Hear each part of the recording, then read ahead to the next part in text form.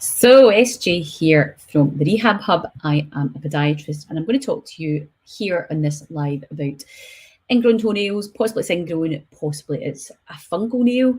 So, if you don't like yucky stuff, then switch away. If you have any questions as I go through this, please feel free to comment. I think you need to authorise wherever you're watching this to be able to comment. But even if you watch it in replay, please feel free to message us over. So here we've got a picture of definitely an infected ingrown toenail, and you can see it's bilateral. It's both sides. It's the medial side and the lateral side of this particular patient's nail. And actually, this was a one that I fixed just last week, and we worked on and helped the body fix it. So we can see there's been a bit of infection. This particular patient was suffering with an ingrown toenail that they had had for a number of years and had been off and on antibiotics. And if you've watched any of my other lives, you will have heard the chat about antibiotics. We'll maybe go over a wee bit more about this later on. But yes, essentially infected. And we can see from some of these other ones here, we've got an involuted toe, which is the one on the right hand side. So see it's really curly, and then you've got one that's ingrown, really localized infection there as well on that kind of bulgy red part. So you can see that kind of red, swollen, angry. Now, in terms of what we can do for these, for some people we can conservatively treat them. That means that we wouldn't need to do any surgery on it. Meaning that we'll talk a wee bit about the surgery during this presentation, so we'll kind of debunk some of that for you as well. But essentially, we don't always need to perform surgery to fix these. There's sometimes if we catch them early enough, we can tidy these up fairly, or kind of help you with them fairly easily. But depending on, so you can see the one on the right is a completely different shape to the one on the left-hand side of your screen. And this really will impact on what type of procedure we would be able to perform. Now, not everybody gets an ingrown toenail. So you can see here again, localized infections. I don't know if you can see my little movement going on the screen here. You can see that red, hot, swollen. We've got that kind of granulation tissue starting to build. So there's definitely something needing to get done with these. And usually your GP or likes would give you antibiotics, and that definitely isn't the solution to this. Now, another reason that you might come and see us with nails is a fungal nail infection. So this is what generally a fungal nail infection will look like, and sometimes we might do nail surgery on this to resolve ongoing, just absolutely nightmare fungal nails. Now, the one on the far left, we can see it's almost the full nail, and actually this particular patient, I did do surgery on this, and we removed the nail fully to allow, she was demented with it for years, and so we did nail surgery on this. It had also been digging in and annoying her. She didn't have any infection, as you can see, but it was something, this particular patient was in her 50s, and this had been going on since her 20s, and she just was like, she was done with it. She wanted it gone. And for this particular patient, we did phenolise it. She didn't want the nail to grow back. She was at the end of her tether with it. It would get to a certain point. She'd be seeing podiatrists for years, like 30 years, managing this. Probably spent, I don't even want to imagine how much she'd spent over those 30 years getting this conservatively managed. So she came to me and we removed it fully and phenolized it, so it won't ever be a problem for her again. So there's different options depending on what you're looking for. The nail, however, to the right of that one is a wee bit different. You can see there's like a little line on it, and that's where we've no doubt been, we've drawn that on to show the line of demarcate where the infection, the fungus stops. And with a nail like that, that's actually a good candidate for what we do, the lacuna method in clinic, where we would drill into that fungus and treat the skin underneath.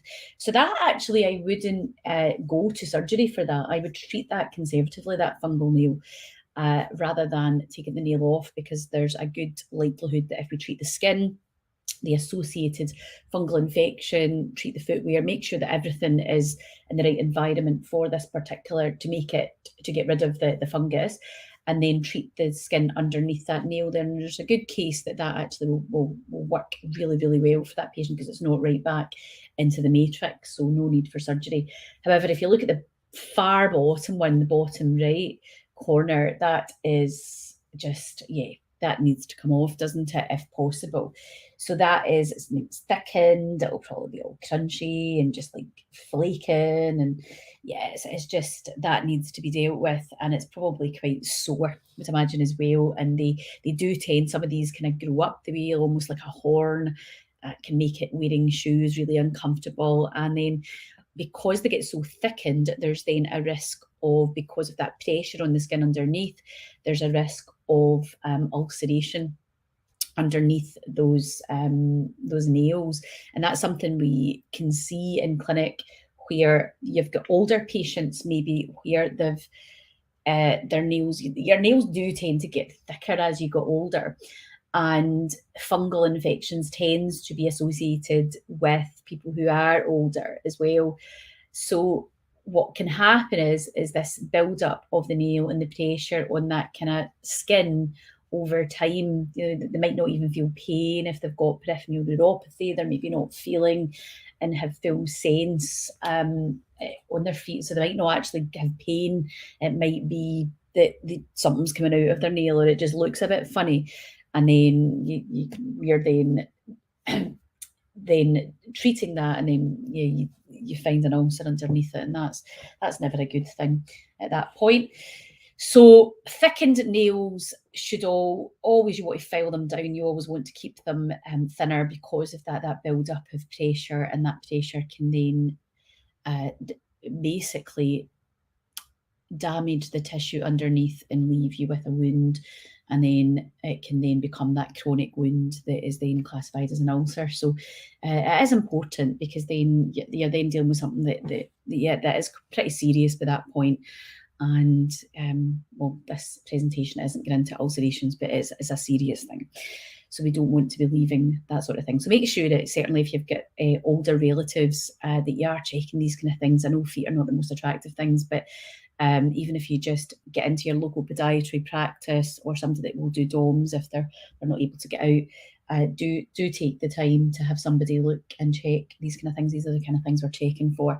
And just because somebody's not moaning about being in pain doesn't mean to say there isn't an issue there, because they might not actually have the sensory input there. They might not actually have the ability to feel pain. So yeah, always get that checked out. But that's another candidate for nail surgery, would be a fungal infection, actually, and that's something that we treat. Right, we alluded to this in my last presentation. We spoke a little bit about antibiotics and the use of antibiotics with an ingrown toenail. And I'm not saying they don't have their place. They of course have their place, but they shouldn't be the first line unless there's an absolute reason that they need to be. And this is usually what people will go on. They've got an infection and they'll go on antibiotics, and it's not always necessary, because it's like you're not taking away that problem. And as I said in my last presentation, it's like I've left a knife stuck in you, whether it be your toe or whatever, and I'm not going to take the knife out. I'm not going to take that big jaggy bit of nail out of your toe.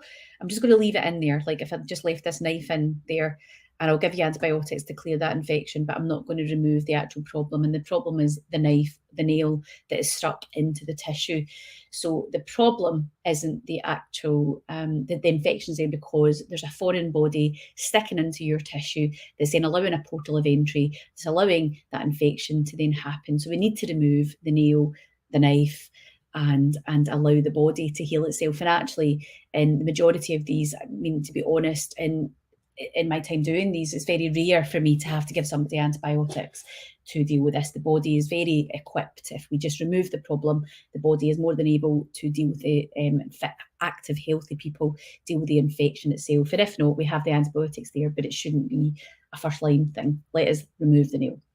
So when we're talking about nail surgery, what happens, and nobody likes needles and things, so we do have to put the toe to sleep. We have to anaesthetise the toe. We use local anaesthetic. It's a really small needle, 30 gauge needle, really, really small. And we have two little jags, one on either side of the toe, because we have to deal with both of those nerves. And it's two different branches of nerves. So that's why you get two injections, one either side.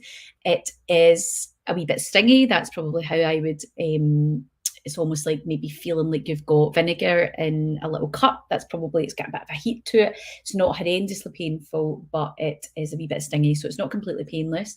For kids, we can use things like Elma cream just to get over that initial scratchy sensation. But usually when you've got somebody, certainly a young one, that has got a really horribly just sore toe, right? They are demented. It's so sore. These things really are sore when they get infected, and pus and things coming out of them. You just want to get it dealt with. So it's over with really, really quickly. It's a few seconds, and then the toe won't feel anything.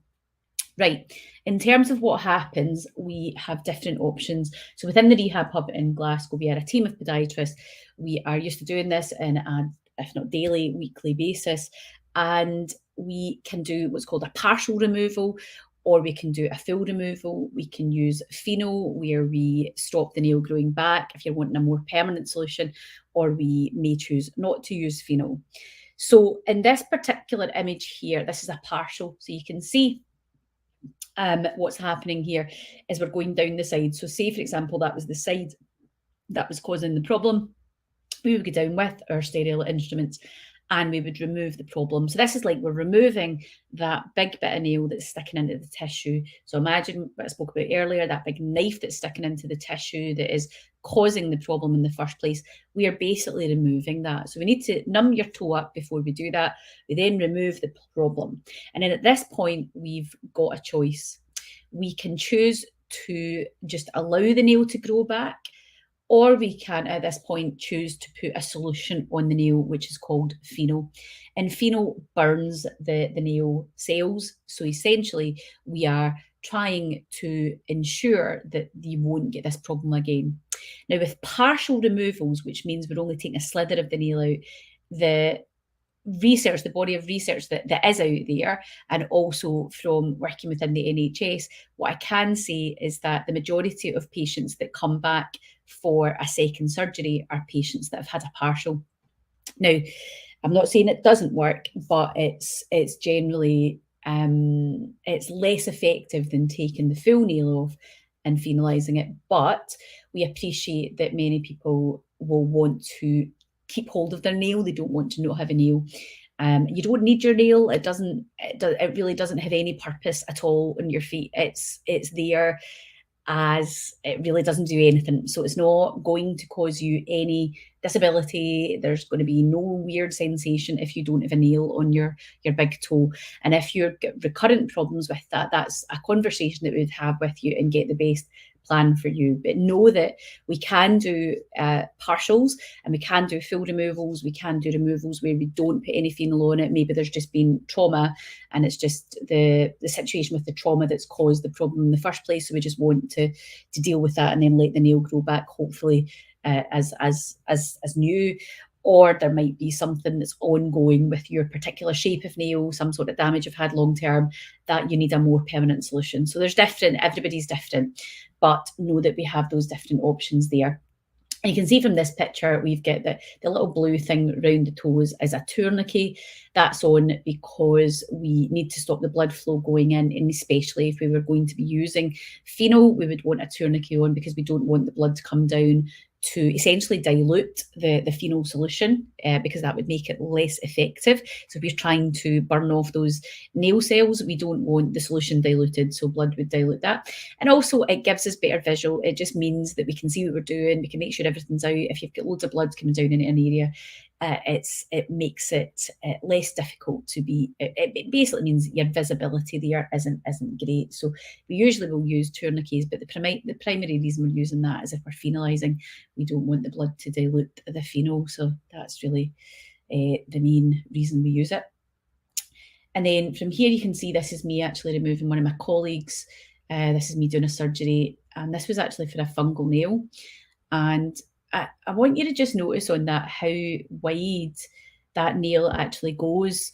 And I think that's most of my patients don't quite appreciate how wide your nail actually is. So that's what we need to take out. So when we are, if I jump through to that again, when we are removing that nail, if you imagine trying to get into that without numbing your toe up. There's just no way. And you can see the green tourniquet here that I've got on with this particular patient, and that's my artery forceps. I've already been up and cleared out before going up with the artery forceps to then get a nice clean pull away from the nail bed to allow that nice clean removal of that nail. And that particular surgery that I did, we actually chose not to finalise this particular patient's nail because it was a fungal nail. And then what we did was we allowed the nail to heal, and at the same time as that, we then treated the skin around the toe with a fungal treatment, so that, and actually this particular patient's got a really lovely toenail, which is an ideal situation. So there's different reasons for getting nail surgery. Usually it's infection and ingrown toenails, but not always. And I wanted to just make that clear. Sometimes having a fungal nail would be your indicator. The difficulty is, depending on your fungal nails, you might have all your nails might be fungal, and that's maybe a bit much to take them all off in one day. But it's not that we couldn't do it, we just probably wouldn't do that all in one day. That's maybe a bit much, but it can be done. When you're leaving for surgery, this is usually what will happen. We'll usually put a primary dressing on, then a secondary dressing. Primary dressings with us, it just depends.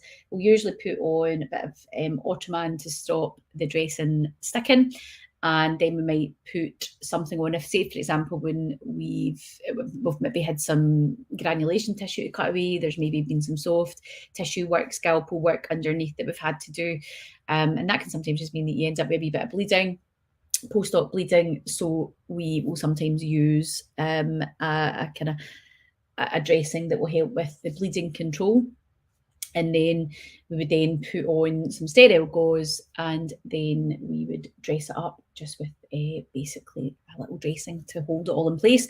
And you usually leave that on for just 24 hours, or sorry, 48 hours usually, 48 hours with that, and then that dressing is then removed, and then it just goes to a sterile plaster after that until it scabs over. So that is it. The nail surgery it isn't just for ingrown toenails. So I wanted to get that across in this presentation, this live that I was doing with you. That's been something that people have asked us. I've got a few phone calls this week about that, like, why would I get nail surgery? Why wouldn't I? Nail surgery it certainly shouldn't be taken lightly, and it's not something that everybody will be able to get, because depending on your health status, if your blood supply to your lower limb isn't great, or there's various different reasons why we wouldn't be able to do it. But for the vast majority of healthy young people, it's not a problem.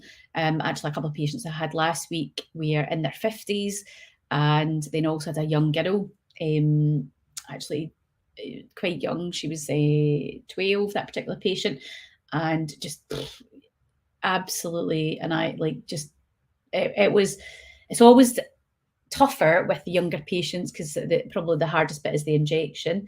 But we were very patient in clinic, and that particular patient took us a wee while to get an injection in, but we got it in, we got it resolved, and it's we're absolutely thrilled. Our mum and dad are absolutely delighted.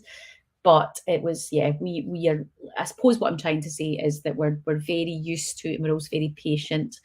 And if we need to get you back and things with that particular patient, we sent her out for a hot chocolate, and just to kind of get ourselves psyched up, and then come back in an hour, and we did the procedure. That particular patient was just a wee bit nervous, and we'd booked them in a particular time, and she was just a bit too frightened to get the injection. So we gave her a wee bit of time, and then she came back an hour later and had the procedure, and everything was fine. So we're quite good at dealing with wee ones, and we're very patient. So if that was a worry about you, we're generally always going to do our best to help as much as we can and make it a calm situation. And I mean, it's not nice. It's not nice for anybody. It's never nice getting an injection, but we're very quick and we're very skilled at doing it. We are the lower limb specialist podiatrists there is nobody better to perform nail surgery than a podiatrist. It is something that we are heavily trained in during our degree. It is something that we do daily. So it is, don't put up with a big horrible sore toe. You don't always need surgery on it, but please don't worry if you do. We can absolutely help you, whether you're in Glasgow or whether you're further afield. Look out for your local HCPC registered podiatrist. So if you go into the HCPC register, which is the Healthcare Professional Council's register. So as podiatrists, we are healthcare professionals. We are regulated by the government. So you can find your local podiatrist by just going on to the HCPC website, and you'll be able to check, you'll be able to go into the podiatrist list, and you'll be able to get a list of local podiatrists. You can also get that from the Royal College of Podiatry, and depending where you are in the UK, you'll be able to do a search for your local HCPC registered podiatrist who'd be able to help you out with that if you're not in Glasgow. But that's it. So nail surgery, not as scary as maybe you would think. It's something we can absolutely help you with. Usually appointments, we can usually see you. I mean, if it's an emergency, if we needed to see you the same day, we would generally try and fit you in. If not, usually within 24 hours, we would usually top and tail you at the start or the end of a clinic. Even if we were fully booked, we would see you. Just if there was infection there, that's not something we're going to mess about with. So we would generally see you, if not the same day, we would be able to see you within 24 hours. So if you need any help, give us a call, or with this video, there will be a link. If you're watching this in replay, feel free to comment. We like comments. Feel free to share this with anybody that you think is struggling, and yeah, give us a little call if you need a hand.